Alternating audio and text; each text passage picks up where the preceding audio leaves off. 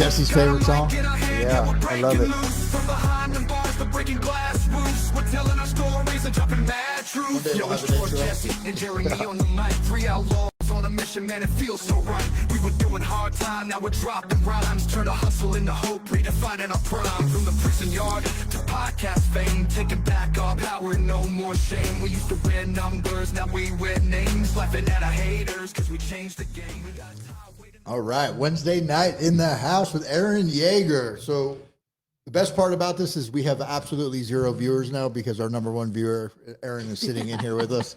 So awesome to have you here, Erin. I know we're all excited. We actually talked about it all week. Right? It's really, I know all 3 of us look up to you, right? The path that you've been on, the where you've been able to achieve and just grow and lead people. The feedback that we've gotten on this podcast from people that have worked directly underneath you. They talked about the amount of work you were able to get done and then still give some feedback on notes, like that kind of stuff. Just, it goes a long way, right? And I think all 4 of us here are pretty driven. So hearing stuff like that resonates with us. I want to second that. I've never heard one bad thing about you in the community. Everybody has nothing but great things to say to you, about you. That's so nice. 100%. I don't think I've ever wanted to promote somebody so much. I mean, like, I'm one of your biggest fans. Absolutely. Thanks, guys. Yeah. Aaron's awesome. So we're actually here to have you break all your confidentiality. HIPAA does not have no rule here. But we have no viewers, so Yeah, nobody so can it hear doesn't it. matter. Yeah. If a tree falls in the forest and there's no one there to hear it. But it's awesome. And I remember we had actually connected, I believe, on LinkedIn. I didn't even know that you knew Jeremy or Jesse at that point in time. And we went and met at a coffee shop in Tempe super early in the morning. And I remember that morning you said, I'll be in there in a few. I just have to go to my meeting. So I was expecting Erin to show up after her meeting. But when I pulled up, she was already there in her car attending her meeting virtual, which to me, I didn't even know that was like an option in the 12-step world. I was like, oh, that's pretty cool. She's handling her business. And how long have you been in recovery? 12 years. Marlo, what's up? 12 years? 12 years. And how many meetings a week do you go to now? Probably about 5 on average. That's some dedication right there. Yeah, I try really hard to go to at least 1 in person, and then the rest of them I do on Zoom. That's awesome. That's awesome. 12 years in and still doing that amount of work. Yes, sir. Absolutely.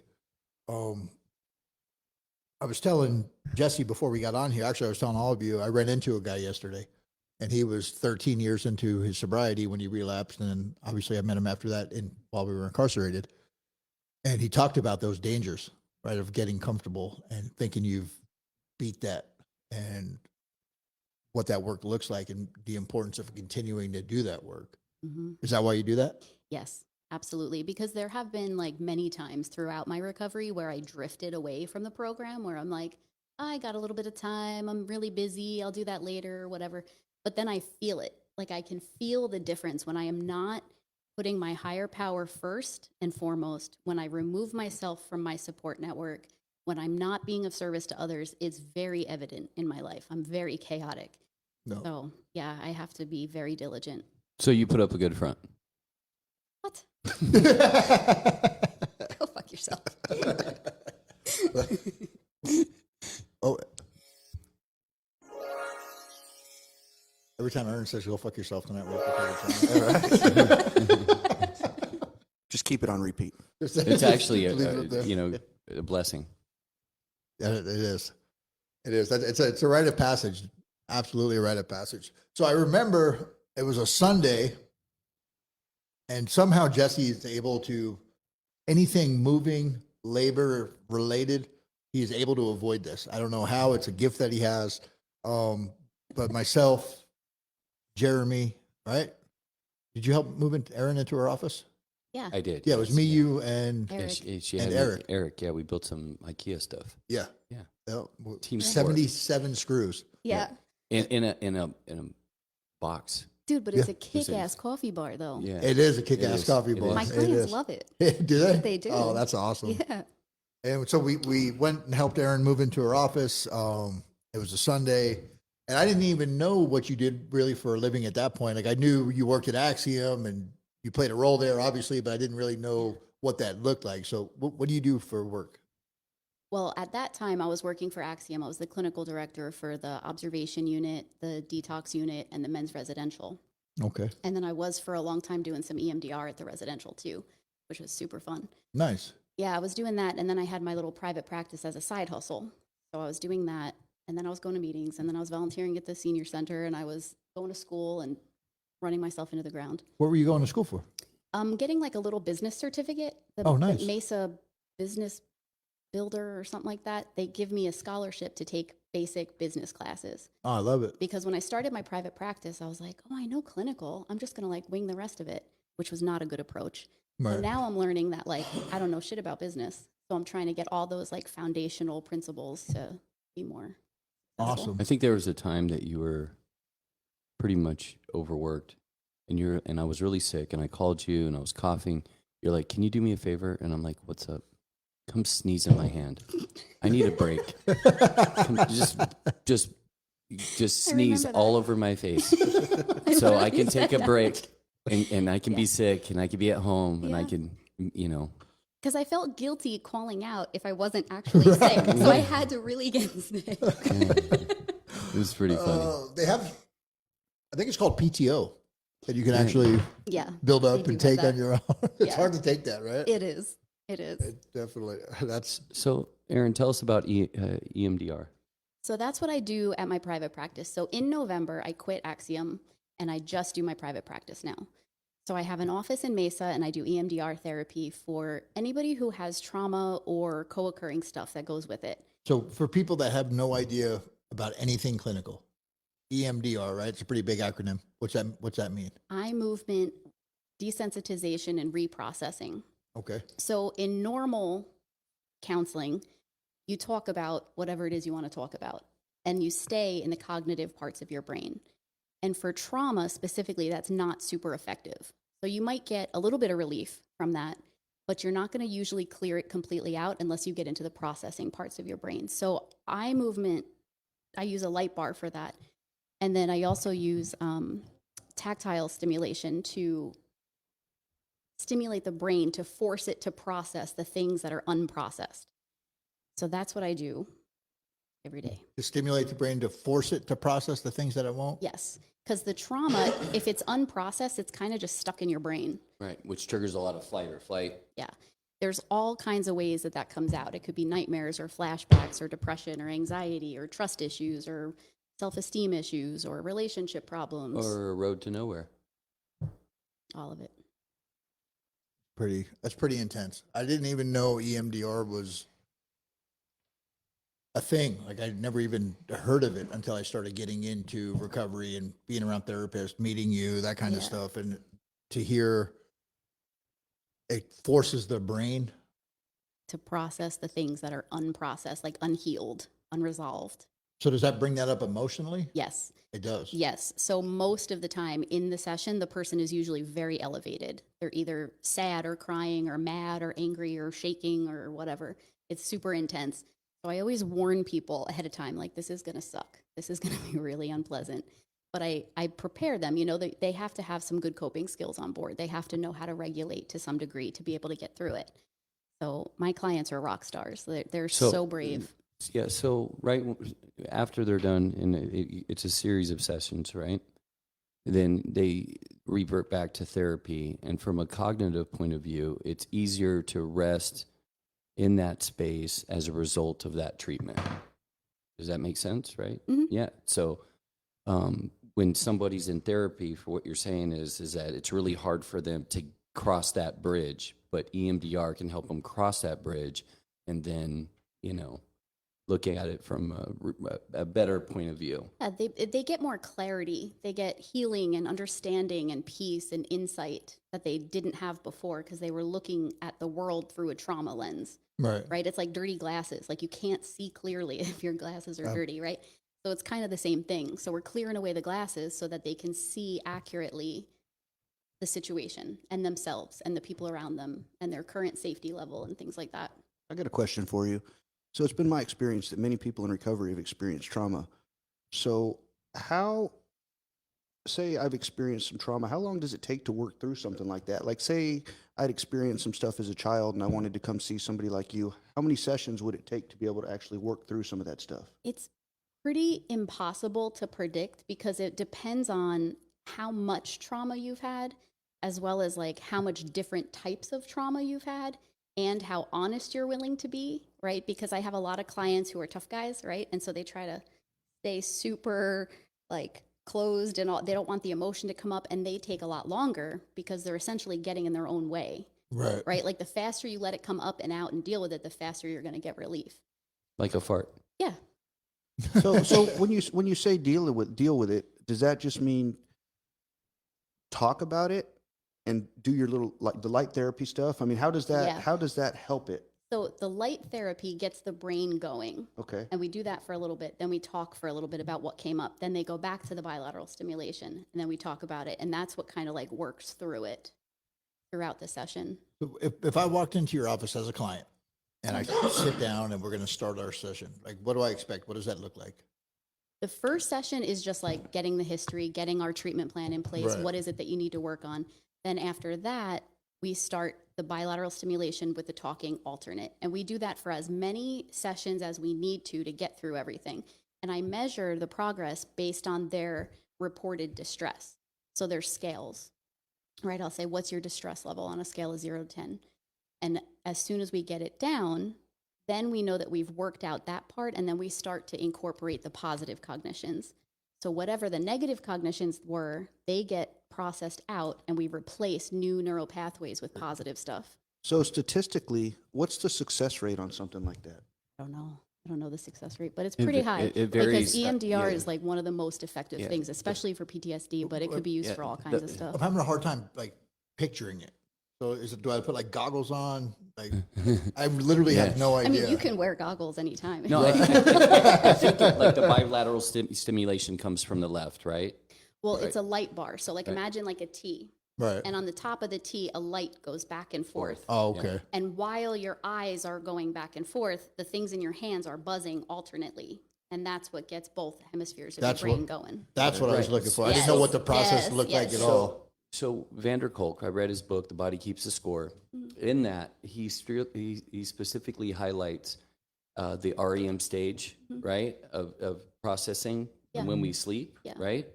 What is the relation to that? Like, Well, they think that that's what is working, right? So like when you're sleeping and you have the REM sleep, your brain is processing. and the eyes Right. are moving back and forth. Yeah. And so it kind of mimics that. When you're purposely making your eyes go back and forth, it helps the processing, similar to sleep. Because It that's what hasn't we're been doing at night, right? proven, but yeah. We're like sleeping and we're processing all Yes. the information, our whole life story, while we're sleeping. Yeah, and I also tell my clients too, like you might have weird dreams while this is happening. That's kind of like a common side effect, I guess you could say. Right. Like they might have strange dreams or vivid dreams or dreams of the material that we're working with. That's kind of common. And I can't quite give a number, but Vander Kolk highlighted, the sexual abuse trauma and wartime trauma and its benefit as a result of EMDR. And it was quite substantial. So it's definitely a good book to. Yeah. So Erin's got a lot of fans on here. Callie Rogers, Nate Shepard, what's going on? Angelo Lopez said hello. Hi. Petrosor McCoy. Hope everybody's doing well. Thanks everybody for tuning in. We're here with Erin, the world famous Erin Jaeger from OHR Counseling, OHR, talking EMDR therapy. Yeah, and let's back it up just a little bit. You had mentioned at the beginning that you're in recovery. Why don't you tell us a little bit about yourself, how your story started, and how you got to where you're at today? Limited disclosure, by the way. As much as you care to share. So I actually initially wanted to be a counselor because many people in my family have either some kind of addiction or some kind of mental illness, right? And so I was like, oh, I understand this. This all makes sense to me. I would be a great counselor. And as I was in the midst of getting all that done, I kind of realized I also was an alcoholic, which is not part of my plan. That was not supposed to go down that way. Dang education. Yeah. Yeah. So, at first it was just like, well, at the time I was like in my 20s and I'm Irish and it was kind of just like normal, right? Like I kind of blended in. Absolutely. But, through a series of events, I realized like, oh no, I actually don't have control over this whatsoever. So that was kind of a wrench that I wasn't expecting. And you worked in the service industry too, right? Yeah, I was a waitress. Is that what you mean? Yeah. I was working In Monday Boston, through right? Friday doing assessments, and then I was working Thursday through Sunday nights waitressing.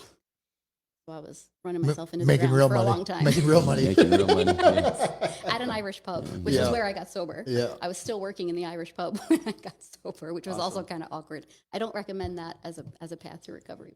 So Right.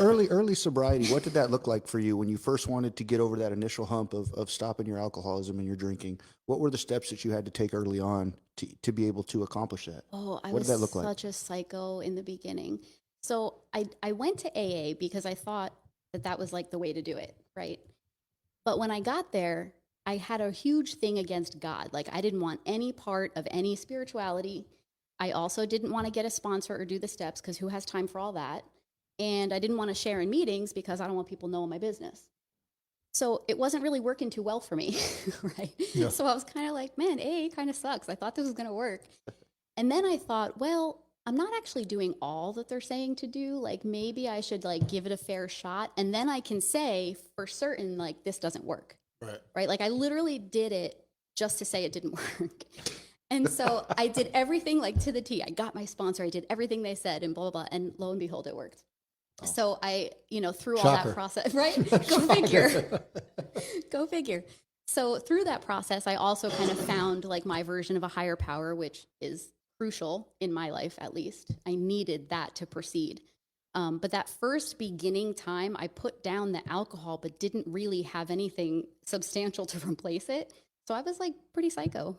I was kind of nutty back then. Yeah. Like even more now, like more than I am now. So That's imagine saying that. something. Yeah. That's saying Imagine something. that. Yeah. So what did that process look like of changing the way that you think? Like once you got away from the substance, the alcohol, and you started coming back to being normal, whatever that is, how did that? I'm not sure I've achieved normal yet. Yeah, what did that process? Have you look met like? Aaron? What did that process look like, Would you though? like Of to learning to change your thinking and your thought process, your emotions and stuff. So all it that. came from doing AA as it's laid out in the big book, along with counseling. So I was also doing outpatient counseling because I had too much pride to go into a program like I should have. So I was doing outpatient counseling to work on like my trauma history and all of that, and doing AA properly finally, and getting that higher power. It kind of just opened my eyes to different things, right? Because like throughout my life, I had like kind of a crazy life a little bit. It could have been worse, but could have been a lot better too. And so throughout my life, I was like, well, obviously God doesn't care about me, or else like none of this would be happening, right? So that was why I was against all of that. But then through the program, I kind of came to realize like I was really very protected like throughout all the crazy stuff I've seen and been through and whatever. Like nothing really terrible ever happened to me that could have and probably should have. And so I started to look at the higher power differently, right? Like just because he wasn't doing what I wanted him to be doing doesn't mean he Right. wasn't there. Absolutely. Right? So that was like the turning point for me where I started to look at everything differently. It's a great place to get there when you start having those realizations. 'Cause I struggled with that too. Right? I'm like, oh, it's just me. I'm on my own. Yeah. I'll figure it out. Yeah. And once I started opening my mind a little bit to just maybe there's somebody else in control. Yeah. It's so blatantly obvious. And then, like you said, having the lives where crazy stuff happened in the past. I look back, I'm like, how did I get out of that alive? How did I get Right. out of that alive? How am I not in prison for the rest of my life? How do I not, Seriously. even with using dirty needles in prison, I didn't end up with HIV. Like, I shared needles with every single person. Anybody had a needle, I would share it with. Yeah. And to be able on this side of things and look back and say that I wasn't protected Yeah. by universe, God, whatever it is you want Whatever to call it it. is. Something's going Yeah. on. Somebody's looking out. You can call it paranoid schizophrenia all you want, but whenever I did something wrong, it was like, I told you not to do that. It like pops up out of nowhere, like, I forewarned you, you moron. Absolutely. That's so awesome. It's like, how many times I got to tell you? Yeah. Hello, McFly. So now you made that shift, right? You Yeah. had a very successful position. You were in a leadership role, clinical director at Axiom. No, back then I was still like a tech. When I was getting sober, I was still a tech and a waitress. So I Right. wasn't in any kind of powerful position. But like when you recently left Axiom, Oh, that yeah, was yeah. in the I was last few clinical months, director. right? November. It's hard to walk away from a job where you know you have a paycheck, you're making however much you're making enough to pay the rent, you got a car, you know how much money's coming in. You're able to live accordingly, right? Most of us. Yeah. You know, I do have credit cards and get a Yeah. little wild, but we're able to stay in that range. We have that, which is I think the worst thing in the world, that comfortability. Right? Yeah. That's what really kills us. But something clicked and you're like, hey, I'm going to go do my thing. I'm going to build my business. It's yours, right? That Yeah. entrepreneurship. Yeah. I love. I'm strung out on entrepreneurship. It's my favorite thing that I ever stick in my arm nowadays. And to see you start chasing your dreams that way and to take that step back, to take those risks, to get out of your comfort zone and say, oh shit, let me figure this out. Oh, by the way, I know nothing about business, right? Yeah, That's a harsh surprise, realization yeah. in the middle of entrepreneurship. Right. And I loved Axiom. I mean, yeah, like it was a steady paycheck, which of course I appreciated, but I also really loved Axiom. Like I loved my staff. I had the best staff on earth, I feel like. And I loved what we were doing there. But with all the hours that I was working, I mean, I was getting burnt out. I was getting really tired. Right. You know, and I started like at some point, it was shortly after I did my open house. I did my open house in November. I'm sorry, October. And in October, I was having so much fun that day. Like I was like running around like crazy and socializing with everyone and like talking about what I was doing. And I was having so much fun. And I didn't even realize how much fun I was having until after it was all over. I was looking through my pictures that we were taking and I was like, I look so happy. I don't remember being that happy in so long. And so then it kind of like opened my eyes to like, why am I killing myself for a company that I don't even own when I have a company that I'm neglecting, right? Like this is what I really want to be doing. And it just kind of clicked, you know? And so it was really hard to walk away from there, but it was time. You know, I had prayed on it extensively and I felt peace about the decision. And so like if I'm praying about something and I feel peace about this decision, then I know that it's probably the right thing. You can tell when you're in the flow, right? When Yeah. things are supposed to happen. You can also tell when you're being lazy or in that comfort zone. Or, Yes. you know, you feel that. Yeah. I got a cookie that day because my GPS, for whatever reason, took me to a completely wrong address. And But wasn't that cookie worth it? It was absolutely It was a worth good it. cookie. It was an awesome cookie. And seeing Erin that day, even at the tail end with that happiness hangover, so to speak, right? You were still glowing, you were still happy. Yeah. It's just seeing you take that chance and do that is absolutely phenomenal. That was also a day Jesse didn't wait for me to show up.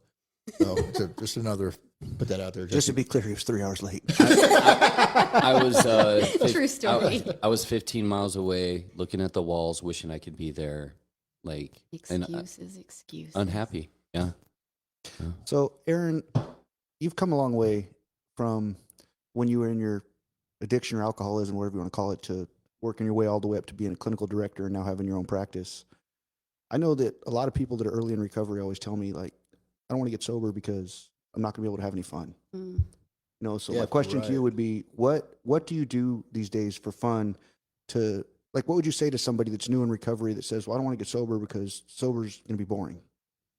Well, you have to do the things that you liked to do before you got addicted, right? Like everybody has, like when you're a little kid, you have fun, right? You do stuff that you like. You have to find out if you still like those things or if you have to try new things. So That's a great look back. that was part of like what I used to do at Witten House, where I used to have fun Fridays, and it was purposely for that. Like I had a couple, like the one reason was that I programmed them hard all week and I wanted to give them a break at the end of the week. That was like the one thing. like they were in groups all day. Yeah. And that was the one thing. But also I wanted them to learn what they liked. because a lot of them were using since they were super little, and they literally didn't know I have what no they liked. idea. So I would do Absolutely. different stuff with them. I'd take them out in nature. I'd take them to museums. I'd take them to sports games. I'd take them bowling or whatever. And that was why, like, I wanted them to figure that stuff out, you know, and I wanted to trigger them a little. I wanted them to see somebody drinking in the next lane over at the bowling alley and deal with that, you know, because if you shelter them for 90 days and then set them free, like, I don't know that they're going to have the skills, right? So, like, I want to kind of slowly introduce them to that. But I like that idea. That's something we hear too. Like, we work, obviously we're in the prisons a lot, and the guys are, well, you know, my whole run's getting high. I'm like, what do you think it looks like out there, dude? Yeah. There's a 5-minute walk. I don't give a shit what restaurant I'm at. I can go find a fentanyl pill. Yeah. God forbid I stop at a bus stop, yeah, you know, or it's just, it doesn't get any easier. yeah, In fact, it gets harder because now I don't have my buddy who lives next to me who knows I'm sober, and you got that, even if it's fake accountability, I even was if you don't fishing give down a at the shit. river bottom. Yeah. And I look over and dude's just getting his tray. Yeah. You know, I'm like, Yeah, it's good to have, what's going on? good to have those experiences, man. It's, It is.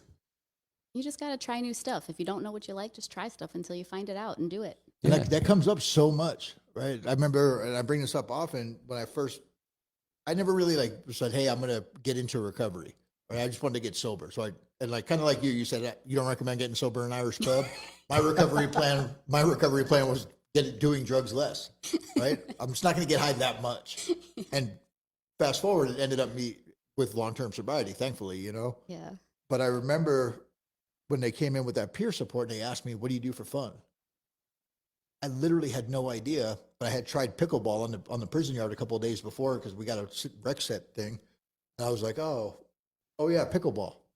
I was 40 years old at the time and had no idea what I do for fun. And it's something I'm still learning now. I talk to Ashley about it all the time. Like, I'm like, the social stuff, like this stuff I can do, the work stuff I can do. I can go out and do events and you know, stay in my work mode easily. Yeah. But like, just to go do something for fun, I'm still not good at that. Yeah. So I kind of put that on her, like, hey, force me into these situations. I Yeah. might bitch and moan, but we'll figure it out. Yeah, well, now that I'm not working 100 hours a day, like, I've been purposely trying to socialize more, and it's Nice. awesome. Like, Yeah, you did. it's You like kicked I'm a it. You person kicked it again. into our thread for this Friday night. Hell yeah, Yeah, we're doing a yeah. Batman escape room. Like, Yeah. what could be cooler than that? That is pretty cool. I know. You did that? Oh, you're We're going doing to that Friday. Oh, nice. Mhm. Nice. That's You and pretty Ashley awesome. are invited if you want to come. I'm in the prisons Friday nights, but thank you. All right. I appreciate the There'll offer. be more. Yeah, absolutely. Absolutely. Yeah, it's really cool because a lot of times on here, obviously we've had a retired police officer, we've had who I don't believe ever had substance use issues, or alcoholism. We've had an author who's been sober for 18 years 18, actually, Jason Tierney. He's in like the dental sleep field, right? Yeah. We have people that are just coming out of addiction, people that are just coming out of prison. I think, if I'm not mistaken, you're our first therapist, Oh, our first clinician. okay. So let's talk about this because in the recovery world, in a lot of organizations, there's a clear disconnect between peer supports, right? Which at the end of the day, that's how I consider myself, and the clinicians, right? Whether it's coming from the peers, all the clinicians don't have this, that, or the other. You can't learn in a book, or if it's the clinicians, they know everything because they learned it in a book, or whatever that looks like. How do you deal with that stuff at work? Has that come up for you? Have you ever had to have a conversation about? The clients, the clients can tell, like, Right. for sure. Like, they know who's been through stuff, like, Right. and who hasn't. You know, I mean, addiction's weird because and I agree with this too. I think a counselor who's been through it is going to be more effective than a counselor who hasn't. But, like, does that translate to everything? Like, if you have schizophrenia, does your counselor have to have schizophrenia, right? Right. Like, Yeah. it doesn't seem to translate to anything else except addiction. It seems important because I think addiction is so not logical. Like, if you read it in a book, I don't know that you can really understand it, Right. right? And so I prefer to have staff who have been through it. But I mean, of course, that's, can't be a deal breaker. But I do think that the staff who have been through it are more effective than those who haven't, generally, overall. Okay, cool. And interesting perspective. I have a family and children's therapist. I forgot what her role was, but she was credentialed, got her master's, did all that stuff. Tori La Rochelle. And as far as I know, she didn't have any addiction issues. and she trained me in peer support. And some of the most valuable stuff Mm-hmm. I learned from her, someone with less, because we all have trauma at the end of the day. Oh, I don't care what you call it. If you had the perfect child, something Yeah. happened to you, you know what a shitty day feels like. Right. And it's something we're actually starting to talk about now in like the HR movement with changing HR guidelines and the blanket approach to barring everybody that's got this criminal conviction. And I was explaining I had met with some HR people a few weeks ago. I was like, imagine having every time you go for a job to talk to strangers about one of the worst days in your life, one of the worst moments in your life. Thankfully, I'm still working on it, right? I'm still processing it. I'm far from healed. I'm better than I was, but I still got a ways to go. But a lot of us aren't. A lot of us haven't even thought about it, put it on the back burner, denied it, resisted, whatever you want to call it. Now they go to a job interview, they have to talk about it. And they know they're most likely not going to get hired because of it. And the HR stuff and the disparities there between second chance and fair chance hiring, having that lived experience and coming into this field, doors are open. Right? Like I just had to explain 13 felonies to get my fingerprint clearance card. Yeah. And like I'm getting it. And the detective who put me in prison, I put myself in prison, but the detective who investigated me and helped me get there quicker, Johnny Helia, he wrote my letter. He also works in behavioral health. Yeah. You know, you're only going to see that kind of stuff in behavioral health on the lived experience side of things. Well, corrections is my favorite population to work with. Like I love Well, corrections you're more in the than right anything place. else, Clap, right? clap. Clap. Same here. I think all of us. I'm not sure which button's what. That's great. I have just met the most amazing people. Like my clients, and I kind of found this out by accident. I wasn't self-aware enough to figure this out on my own.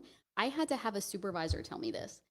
So this came about at a place that I was working. We were having a staff meeting, and the topic was, what populations do you really love working with, and what populations do you not love working with? And I was having such a hard time, and I was thinking about like all different demographics, and I'm like, I don't know. I feel like I like whoever I get. Like, I don't feel like I have preferences, and I couldn't figure it out on my own. And so I asked my supervisor at the time, I said, well, what do you think? What's your observations? Like, what do you think I do best with? And I will never forget, I remember word for word what she said. She said, you work best with rough around the edges men that everybody else is afraid of. And I said, that is extremely specific. Like, how did you come up with that? like, what are you basing that on? Like, it was such a strange thing to say. And she was like, well, think about it. Think about so-and-so and so-and-so. And she started naming all these clients that I was doing work with. And I was like, oh my God, you're right. They were all like high-ranking Mexican mafia and on parole and like aggressive and scaring everybody. And I loved them. I thought they were great. And so once I like kind of recognized that, then it started to become apparent to me like, oh yeah, this is really what I love, because those clients are the most resilient, strong people I think I've ever met in my life. I mean, all clients are strong. Everybody has strengths and everybody has resilience. But with that population specifically, almost all of them have had some kind of a childhood trauma that was never resolved. Then they get into the life and there's all kinds of more trauma that was never resolved. Then they get incarcerated and there's all kinds of more drama that was never resolved. And they come to my office and they're like ready to face it and to heal. Like the strength and the courage that takes is astronomical. And it's such an inspiration. Like I get to work with these people. I think it's such an honor that they allow me to be with them in that, right? Like, cause like nobody's coming to me because they're having a great life. Like everybody comes to me because everything is falling apart and they feel like they're broken. And then they let me like walk with them and guide them into healing. And it's just the most beautiful experience ever that I'm so grateful that I get to do. I have the best job in the whole world. What a privilege. It is. What It a really privilege. is. Like I can't think of anything better No. to do for a living than that. It's odd. Like, I'm not going to name names, but I was with a therapist that I work with, and she had asked to come into my Friday group. And she works in the prisons and does all that stuff. And I was like, yeah, no problem. I know her work. She's awesome. She's got the same kind of mindset. She's in it for all the right reasons. She went in there and just absolutely crushed my group. Everybody loved her. One of the guys actually knew her from another unit. And when we were leaving, she's like, this is like literally the happiest I ever am, is when I'm inside a prison. and working that population. And for the people that don't understand that, right? Like I know, I was talking to corrections officers, and when I talk to them, especially the newer ones, I tell my story, right? And I don't tell it in a pro-social way. I don't tell it in a therapeutic way where I'm trying to Look good. motivate somebody, yeah, or trying to be cool. But I tell them the story, the dark parts, the way I felt about staff, this, that. And then when I get done, I'm like, I know you don't like my story. And I know you don't have to like me. I'm completely fine with that. But my mom never did anything wrong. My son, my grandkids. And now because of staff that didn't judge me, that didn't hold all that stuff against me, that had those informal conversations with me, those people who've never done anything wrong in their life now have that family member back. Yeah. And I think that really helps with the compassionate, because it's pretty easy to hate us. And this isn't a feel bad for me type of stuff. Like there's people out there who absolutely, I hope they don't, but have valid reasons for at least strongly disliking me. I'd hate for them to have to carry that around. But if you find yourself in those moments, right, with people like us, with whether it's clients, whether it's people in your circle, it's not always just for them, the ripple effects. And I talked to one of the DOC guys today that's in charge of Matt services now. He actually did my credentialing. And we were talking about a guy who's doing really, really well now as a result of that program. And I was like, you realize like the ripple effects that you've had on this person? Because I know what his life looked like, at least what he shared with me before prison. And now he's out here in a helping profession, doing this stuff. People aren't being harmed. Jeremy brought it up we talk about it pretty often. Before we leave the house, most of us, when we're active, we're committing 10 felonies. Like in a day, that's easy. Yeah. It's easy. Walking out the door, you got the stolen car, probably a gun, some dope on you, paraphernalia. That's 4 just off the rip. On the phone, talking about felonies. Yeah, that's another class. The thought process Yeah. has already committed 30 felonies. Yeah, stolen credit cards, stolen merchandise. Yeah, not to mention whoever's ID I got in my pocket. Right. Horrible. Well, that was another benefit too of like growing up in this crazy way that I grew up, was like I was able to very clearly see that like bad things and bad choices doesn't always equal bad person, right? Like I grew up in such a way that I was seeing people around me, like for example, my father, like he did not consistently obey laws all the time. And him and his pals were doing all kinds of crazy things, right? But they were good people. So for me, like, even though I was little and young and couldn't necessarily articulate my understanding, I had an understanding that good people can do bad things and that doesn't make them a bad person. Right. Right. And so even a lot of the clients that I work with, they think they're bad people. Absolutely. They're like, I did X, Y, and Z and hurt all these people and did all this stuff. And I'm like, yeah, but that's just stuff you did. That's not who you are. Like you can choose to not do that stuff anymore and be the good person that you are, and they like don't always get that. It's like not apparent to them all the time. They should definitely read Brene Brown then. that shame and guilt. Yeah, yeah. Well, that tends to be a lot of our trauma focus too. Yeah. Like it's not just what happened to them, although there is a lot usually. It's also what they did to other people. Right. Because they've done some really nasty stuff and it's not in line with their moral compass. And it weighs on them. It kills them. It poisons them. Yeah, it's that isolation of thought and mind that I don't, I'll never overcome. I'll never adapt. I did this, I did that. And I think that isolation, even though that isolation occurs, and I'm just speaking from experience, I still crave, just like Brene Brown taught us, beyond the shame, there is a real sense of belonging. Yeah. You got to like connect with that in the person. Like they're a person. Yep. Like, so what if they're a criminal? So what if they did X, Y, and Z in the past? It doesn't matter. They're a person. They're human. They deserve like a happy life. Especially when they're willing to put in the work to change all of those behaviors that is not in line with who they are. They could take over the world. I mean, they're awesome, amazing people. Absolutely. Like you said something there. You said like deserve a happy life. Yeah. And I think that most people do, but we have to earn that. Yeah. Right. Yeah. I was talking to somebody the other day, a good friend of mine, and we were talking about recovery. And he's still struggling. He's on a path back now. But I was like, man, if I could just hand this to you, I would. Yeah. But we can't. You have to do that work. And unfortunately, my shovel's not going to work for the ditch you got to dig or the hole you got to fill up. Which a lot of us are filling more holes than digging ditches, hopefully. But deserving is definitely something that's out there. Everybody has that opportunity. but it's not free. Everything has a cost, right? We talk about choosing your hard. Being a dope fiend was pretty fucking hard. Well, living the life I live today, you guys seen the dog today. Life is still pretty hard on this side of things, but I get to, I choose this, right? So doing that work, finding what your happiness is. Yeah, it's not. Well, and the peace too. Yeah. They have no peace and they deserve to have peace. Absolutely. So like, you know, a lot of people say like, it feels like I put down boulders that I've been carrying with me for decades, you know, and like, they deserve that. They deserve that freedom. No. Yeah, But they don't always see and that. part of that EMDR work is like you channel that war within that's going on within their own mind. It's pretty interesting research on that, and you know when somebody's frozen in a room full of people, right? You know, being able to help them process that is and bring out that sense of belonging to allow them to build that connection. I think it's just something that is really cool that you're talking about when it comes to really overcoming the barriers within oneself that's kept them isolated for so long. That gives them that comfortability to drop all those rocks, you know, ready to come to you, you know, ready to hear the solution. I think that's the miracle that we're all experiencing, and for some of us, it's daily, and we get to see that in other people, and it's such a privilege. And you're right. Really Some of the is. smartest, most talented people I have met in prison. Absolutely.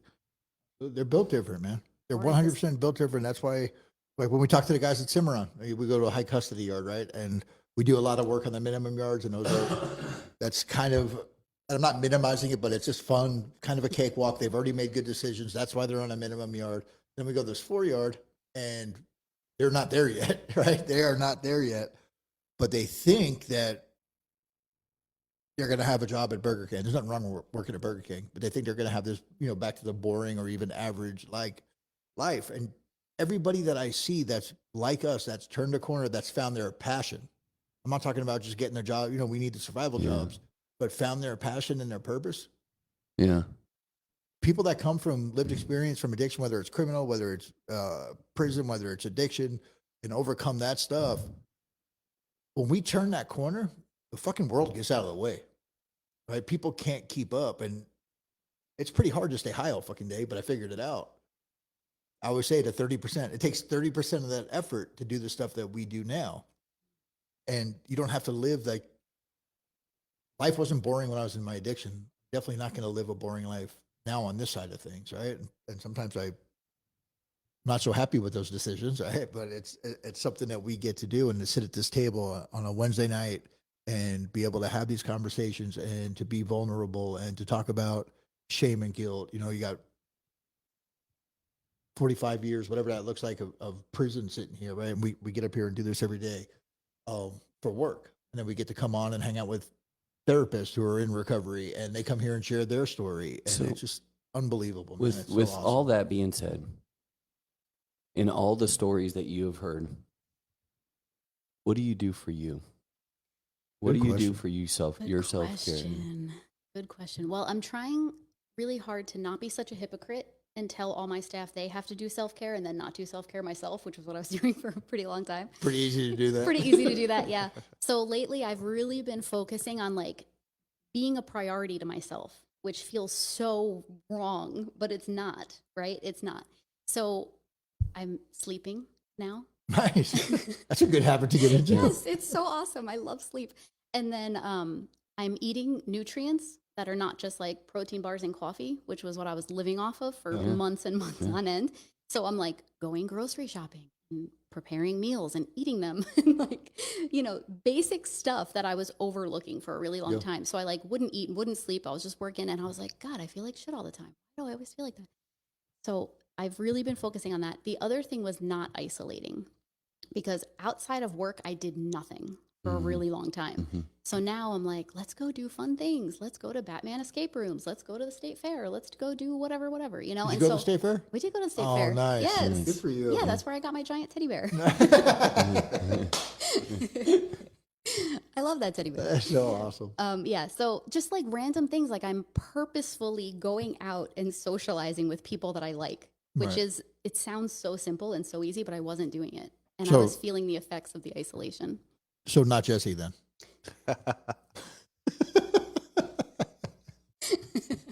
No, I got to be honest. You know, one of the biggest challenges for me was that, you know, growing up with the low self-esteem, you know, that whole prison, convict, tattoos, drug dealer, that became my identity for so many years. And then like trying to heal and process all the guilt and shame and all the things that I'd done, and then having to leave that identity behind, you know, and basically having to figure out who I am, you know, because I didn't know who I was, because I'd never cared to find out, you know. Yeah. And that's I think equally as hard as processing the trauma is just trying to find out who you are. Yeah. And just balance. That's hard too. That's almost Right? impossible. Yeah. So I'm like, okay, I worked 8 hours. That's enough for today. Yep. I don't have to keep working. 8 hours is enough, right? For the rest of the day, I'm going to go to the gym and I'm going to watch a movie and I'm going to do whatever, you know, just balance. It's so hard. I agree with that wholeheartedly, because I can stop working and start doing something else, but my brain Mm-hmm. is still, what can I do with this? What am I doing with that? Where's this going? Oh, let me just write this email, and I just get sucked right back into it. Yeah. So you talked about the coping skills, right? In EMDR and being able to process and move through things. You need those across the board, not just when you're sitting in a chair in a therapist's office. Right. You got to apply that in your everyday life, and Right. having those coping skills, whether you develop them in therapy or if you develop them through life, know what they are, practice them, Use 'em, yeah. use them. Well, and another one too is like letting people help you.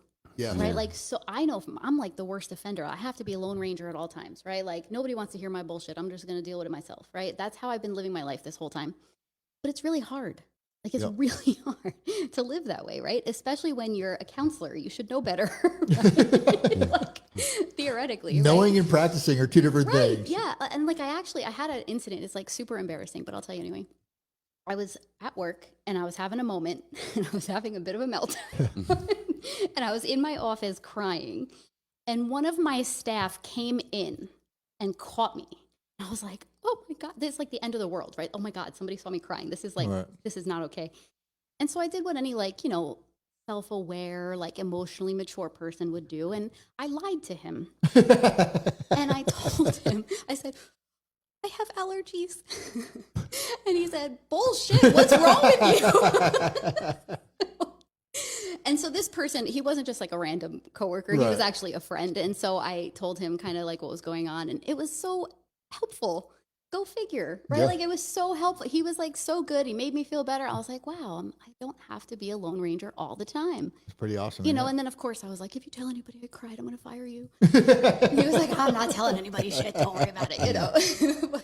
but that was like so hard for me, right? And here I am telling my clients, just cry. It's okay. Just cry. Yeah. It's fine. It's okay. And then I'm like mortified that I was caught crying, Yeah. right? Like let people help you, you know, and let your higher power work through them. You know, that's another thing too, is like a lot of times my higher power talks to me through other people if I'm aware, right? So like in the morning when I'm aligning with my higher power and I'm asking for like guidance of his knowledge and will for me and you know, to let him guide my words and my actions and all of that.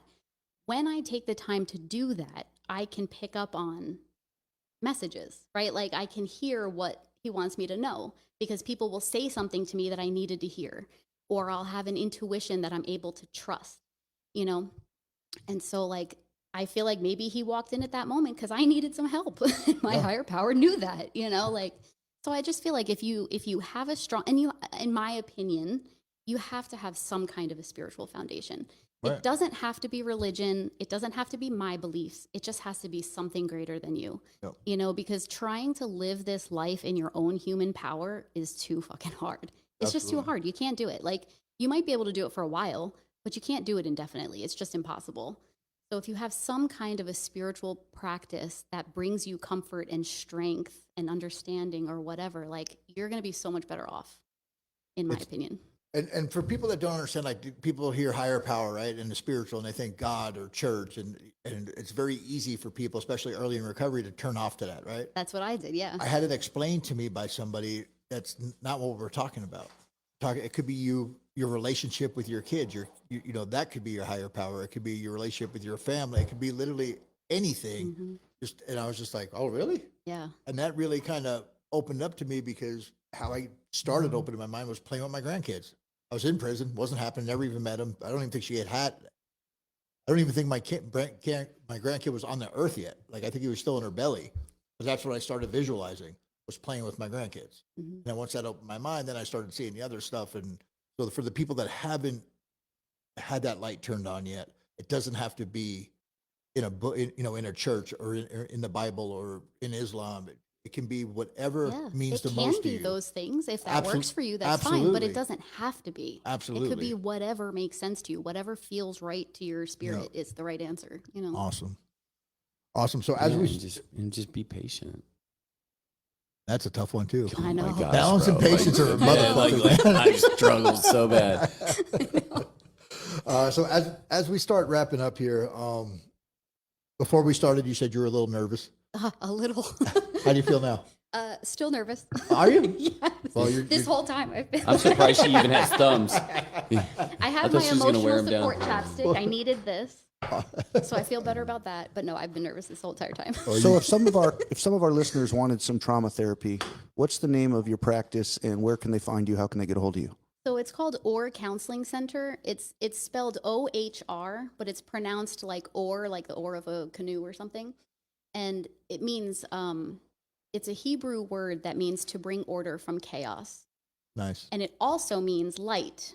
And I feel like that perfectly explains what we're doing in trauma therapy, right? We're bringing order from chaos. And then once that stuff is cleared away and you're free of that, your light can shine, because all of that stuff gets dimmed by the trauma and by the addiction and by whatever else. But when that's cleared away, you can be light to other people, and then they can see that it's possible, and you can like light the way for them, when they're in darkness. Absolutely. That's So it's beautiful. the perfect name. But anyway, I kind of got off topic. You can find me on LinkedIn or Psychology Today, or Instagram. I don't have Instagram. So do you Facebook, I take think. insurance or do they have to pay cash? Yeah, I take insurance. I've been trying to get in with Access forever, but I have not succeeded yet. Still working on that. But Hopefully Access is listening right now and they see how awesome you are. Yeah. let's hope. Yeah. But I also take Aetna, Blue Cross Blue Shield, and Cigna. I'm in the process of getting contracted with United, so that should be hopefully around April. And then they could just pay cash pay if they don't have any of those. And where are you located? In Mesa at Val Vista and Southern. Okay. Nice. And do you have a phone number? I do. Would you like it? Yeah. 480-617-0235.